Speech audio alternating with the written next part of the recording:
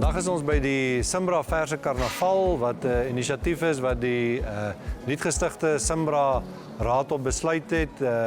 Die hoofdoel daarvan is om goeie genetika Simbra diere beskikbaar te maak aan die bedryf.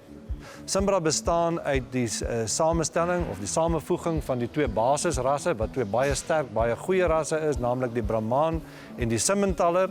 So ons vermeng dan in die produk wat ons bemark en voorhou as Simbra, die beste van daardie twee basisrasse se eienskappe. Jy moet nooit krities wees teenoor ander rasse nie. Daar is wonderlike rasse in Suid-Afrika. En elke ras het sy plek. En Simbra het 'n voordeel dat dit is 'n vleisras wat jy maklik meer boer en baie goed aanpasbaar is in ekstensiewe omstandighede. Dan is dit 'n vleisras wat ook goeie melkeienskappe het. Gladde haardiere wat help met die borsluisbelading wat ons in Suid-Afrika het. Vrugbaarheid is baie belangrik vir ons en ons koei-effektiwiteit is iets wat ons najag.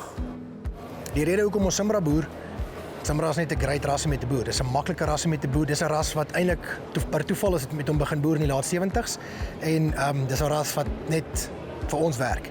Dit is van kleins af, is great moeders, goeie moedereienskappe, dis geharde beeste.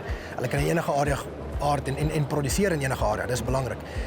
Kalfies word klein gebore, kalfies groei baie vinnig, die koeie het goeie melk, speen lekker swaar, maar dis belangriker as dit, die kalvers wat speen, hulle kom in die voerkraal en hulle perform. Hulle groei goed, met elke kilogram voer wat hy kry, sit hy gewig aan, hy word nie so seer vet nie. So dit help baie om swaarder karkasse te kry, so jy kry meer vleis af.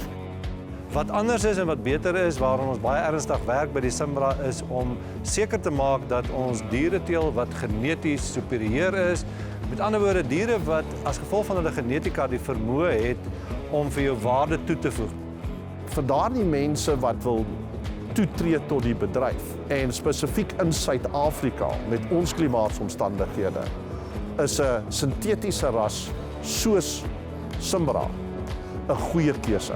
En my voorsiening is dat in die kort termyn gaan Simbra 'n impak maak in die breër beesbedryf.